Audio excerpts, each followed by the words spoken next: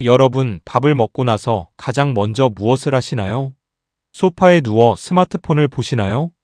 아니면 습관처럼 커피 한 잔을 들고 자리에 앉으시나요?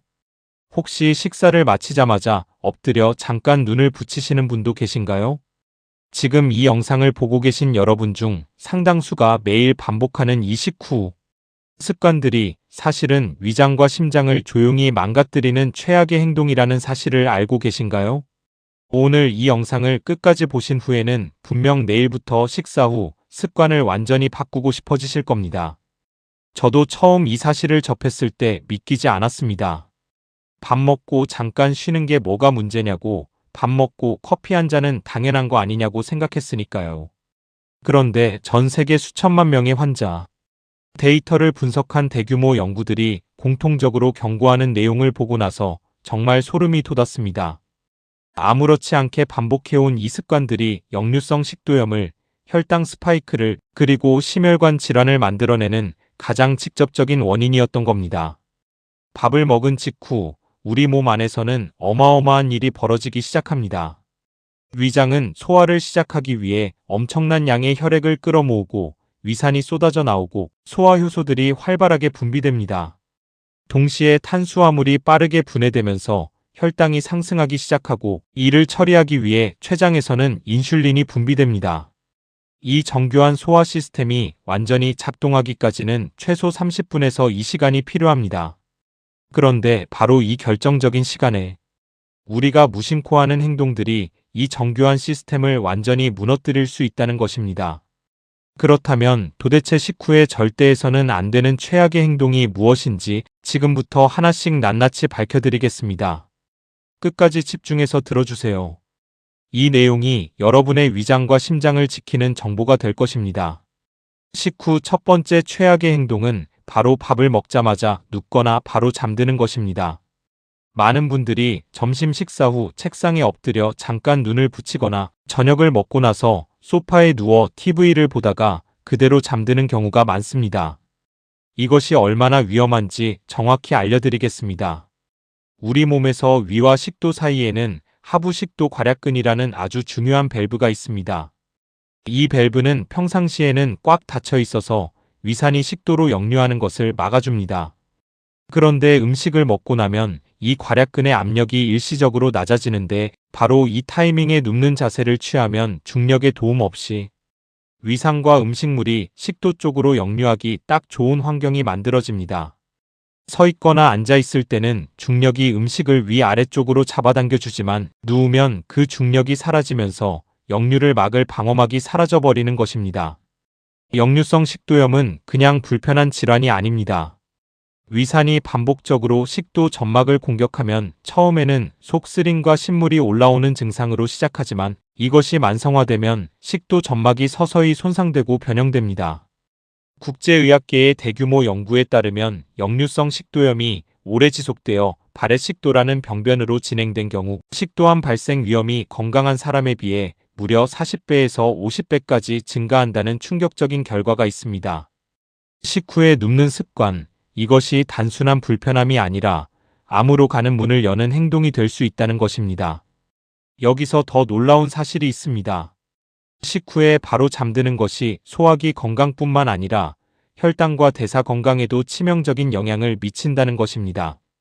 음식을 먹고 나면 혈당이 올라가기 시작해서 식후 30분에서 1시간 사이에 최고점에 도달합니다. 이때 잠을 자면 우리 몸의 모든 대사 활동이 느려지면서 혈당이 오른 상태로 장시간 유지됩니다. 또한 음식이 위에서 소장으로 이동하는 속도도 느려지고 소화기관의 연동 운동도 방해를 받아 더부룩함과 소화불량이 생기기 쉽습니다. 반복적인 혈당 스파이크가 심혈관 질환 발생률과 전체 사망률을 유의미하게 증가시킨다는 사실이 1만 2천 명 이상을 10년 이상 추적한 장기 연구에서 확인되었습니다. 식후에 눕는 습관은 그 혈당 스파이크를 더 오래, 더 높게 유지시키는 행동입니다. 그렇다면 얼마나 기다려야 누울 수 있을까요? 전문의들은 최소 2시간에서 3시간을 권장합니다. 음식물이 위에서 소장으로 완전히 내려가는데 그 정도의 시간이 필요하기 때문입니다. 꼭 낮잠을 자야 한다면 엎드리는 것은 절대 피하시고 등받이 의자에 기대어 상체를 세운 자세로 주무세요. 잠깐 눈을 붙이더라도 머리 쪽을 높인 상태를 유지하는 것이 역류를 막는 핵심입니다. 두 번째, 절대 하면 안 되는 식후 최악의 행동은 바로 식사 직후 격렬한 운동을 하는 것입니다. 살이 찔까봐 걱정되어서 또는 바쁜 일정 때문에 밥을 먹자마자 운동하러 달려가는 분들이 계십니다. 마음은 이해하지만 이 행동이 여러분의 몸에 어떤 일을 일으키는지 알면 아마 생각이 바뀌실 겁니다. 식사를 마친 직후 우리 몸은 소화라는 엄청난 작업에 자원을 총동원합니다. 소화를 위해 위장과 소화기관에 평소보다 훨씬 많은 혈액이 집중됩니다. 전체 혈액의 20% 이상이 소화기계로 몰리는 것으로 알려져 있습니다. 이 상태에서 갑자기 격렬한 운동을 시작하면 근육이 에너지를 위해 혈액을 요구하기 시작합니다. 소화기관과 근육이 서로 혈액을 빼앗아 가려는 상황이 벌어지는 것입니다. 결과적으로 소화기관으로 가는 혈액이 급격히 줄어들고 소화작용이 현저히 방해를 받습니다. 전문가들은 이를 소화기관의 혈액 공급이 끊기는 일종의 빈혈 상태라고 표현합니다. 이렇게 되면 소화불량, 심한 더부룩함, 구역질, 심지어 구토 증상까지 나타날 수 있습니다. 많은 분들이 운동 중에 옆구리가 아프거나 배가 콕콕 찌르는 경험을 하셨을 텐데 이것이 바로 소화기관의 혈액이 부족해지면서 나타나는 신호입니다. 호주에서 성인 600명을 대상으로 진행된 연구에서도 식후 격렬한 운동 중에 옆구리 통증을 경험한 사람이 상당수였으며 이 증상은 심호흡을 통해서만 완화될 수 있었습니다. 더 심각한 문제는 심장에 있습니다. 소화를 위해 혈액이 소화기계에 집중된 상태에서 갑자기 강도 높은 운동을 하면 심장은 모든 기관에 혈액을 공급하기 위해 과부하 상태로 일해야 합니다. 심박수가 급격히 올라가고 혈압이 치솟습니다. 이미 심혈관 질환이 있거나 혈관 건강이 좋지 않은 분들에게는 이 상황이 협심증이나 부정맥을 유발할 수 있는 위험한 조합입니다. 실제로 세계적인 심장학 연구진의 분석에 따르면 식후 1시간 이내에 격렬한 신체 활동을 한 경우 심장에 가해지는 부담이 공복 상태와 비교했을 때 현저히 증가하는 것으로 나타났습니다. 그렇다면 식후의 운동은 아예 하지 말아야 할까요? 절대 아닙니다. 여기서 핵심은 운동의 강도와 타이밍입니다. 식후에 15분에서 20분 정도의 가벼운 산책은 오히려 건강에 매우 도움이 됩니다. 뉴질랜드 오타고 대학교 연구팀의 연구에서도 식후 가벼운 걷기가 혈당 수치를 유의미하게 낮추는 효과가 입증되었습니다.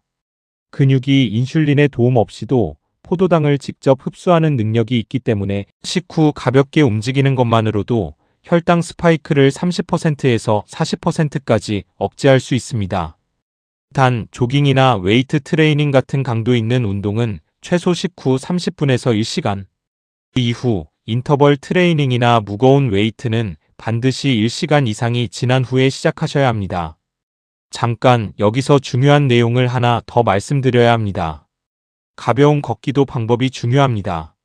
위무력증이나 평소 소화불량이 잦으신 분들은 식후 산책 시 빠른 걸음이나 오르막길은 피하시고 상체를 숙이는 자세도 조심하세요. 이런 자세들은 복부에 압력을 가해 오히려 역류를 유발할 수 있습니다. 이제 세 번째이자 어쩌면 가장 많은 분들이 놀라실 내용을 말씀드릴 차례입니다. 식후 세 번째 최악의 행동은 바로 밥을 먹자마자 커피를 마시는 것입니다. 한국인들의 식후 커피 사랑은 정말 각별합니다. 밥을 먹고 나면 자연스럽게 커피 한 잔이 따라오는 경우가 많죠. 회식 자리에서도 점심 식사 후에도 저녁 식사 후에도 커피는 어느새 식사의 마침표가 되어 있습니다.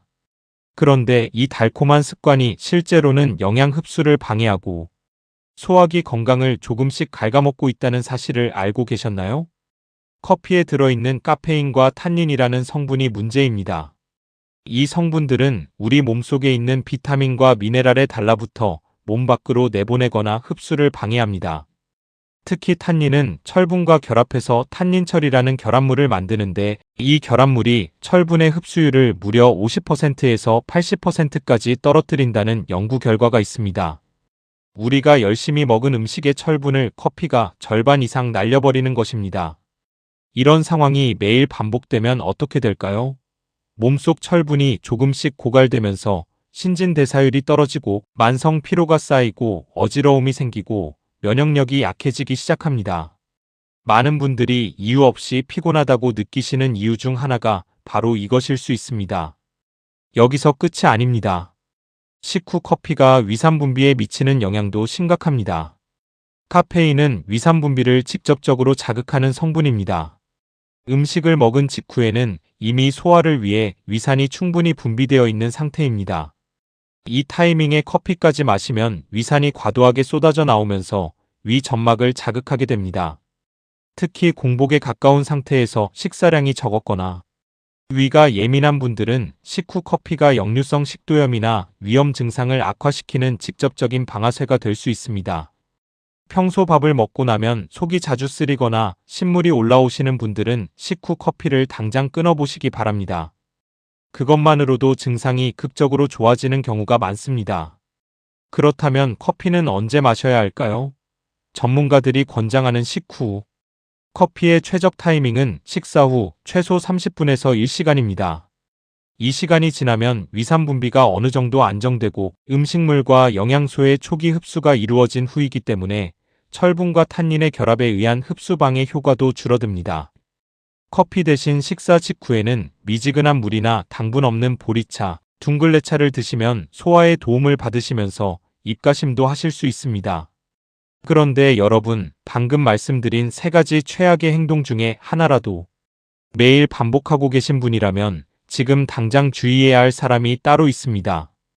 고혈압이나 당뇨가 있으신 분, 역류성 식도염 진단을 받으신 분, 그리고 50대 이상으로 소화 기능이 예전 같지 않다고 느끼시는 분들은 이 식후 나쁜 습관들의 위험에 몇 배로 더 노출되어 있습니다. 또한 이 세 가지 행동이 동시에 겹쳐질 때, 즉 밥을 먹고 커피를 마시고 그 상태로 누워 잠드는 경우에는 위장과 심장에 가해지는 충격이 각각 따로 할 때보다 기하급수적으로 커진다는 점을 꼭 기억해 주세요. 자, 그렇다면 식후 30분을 어떻게 보내야 위장과 심장을 지키고 혈당도 안정시킬 수 있을까요? 지금부터 알려드릴 식후 황금 루틴은 특별한 준비도 비용도 필요 없습니다. 오늘 당장 실천하실 수 있는 것들입니다. 식사를 마친 후 가장 먼저 하셔야 할 것은 자리에서 천천히 일어나 서 계시는 것입니다. 단 10분만이라도 서 있거나 가볍게 걸어 다니시면 중력이 소화를 도와주고 혈당 상승 속도가 눈에 띄게 완화됩니다. 소화기내과 전문가들이 공통적으로 강조하는 내용이 바로 이것입니다. 식후에 아무리 바빠도 아무리 피곤해도 최소 10분에서 15분만큼은 앉거나 눕지 않고 가볍게 움직여 주시는 것이 위장과 혈당 모두를 위한 가장 강력한 투자입니다. 다음으로 추천드리는 것이 식사 순서를 바꾸는 것입니다. 이것은 식후가 아니라 식사 중에 실천하시는 것인데 식후 혈당과 소화에 미치는 영향이 놀라울 정도로 큽니다. 밥이나 빵 같은 탄수화물부터 먹지 마시고 채소를 가장 먼저, 그 다음 두부나 생선 같은 단백질, 마지막으로 밥과 탄수화물을 드시는 순서로 바꿔보세요. 채소가 위 안에서 포도당이 빠르게 흡수되는 것을 막아주는 필터 역할을 해서 식사 순서만 바꿔도 식후 혈당 상승폭을 30%에서 40%까지 줄일 수 있다는 연구 결과가 있습니다. 그리고 식후에 드시는 음료를 바꿔보세요. 커피 대신 미지근한 물이나 당분 없는 차를 천천히 한 컵 드시면 밤새 농축된 혈액이 아니라 소화 중 묽어진 체액을 보충해주고 소화 효소가 더 잘 작동할 수 있는 환경을 만들어줍니다. 특히 된장국이나 뜨거운 국물 음식을 드신 경우에는 수분이 이미 충분하니 추가 수분 보충보다는 가벼운 움직임에 집중하시는 것이 더 효과적입니다. 마지막으로 식사 후에 실천하면 좋은 아주 간단한 혈당 관리 동작을 알려드리겠습니다. 자리에서 일어나 가볍게 제자리 걷기를 2분에서 3분 하시거나 까치발 들기를 20회에서 30회 반복해 보세요.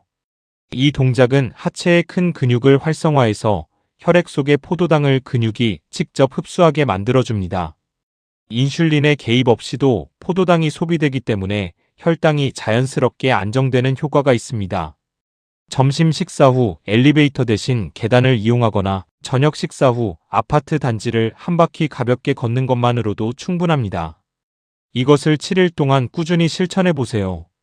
1일에서 2일 차에는 식후에 눕는 습관을 버리고 최소 10분간 서 있거나 가볍게 걸어 다닙니다. 3일에서 4일 차에는 식후 커피를 식후 30분 이후로 미루고 그 자리를 물이나 보리차로 채웁니다. 5일 차에는 식사 순서를 채소, 단백질, 탄수화물 순서로 바꿔봅니다. 6일에서 7일 차에는 식후 15분에서 20분의 가벼운 산책을 루틴으로 만들어 봅니다.